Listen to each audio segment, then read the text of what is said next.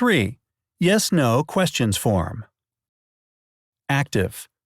Have, has, plus subject, plus past participle. Examples. Have Michael and Sandra done the laundry? Has George written reports? Passive. Have, has, plus object, plus been, plus past participle. Examples. Has the laundry been done by Michael and Sandra? Have reports been written by George? 4. WH questions form.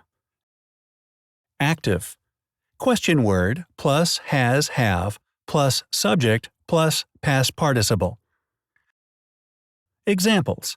Why has Sandra written a detailed report? Why have John and Sandra sent short emails? Passive. Question word plus has, have, plus object, plus been, plus past participle. Examples. Why has a detailed report been written by Sandra?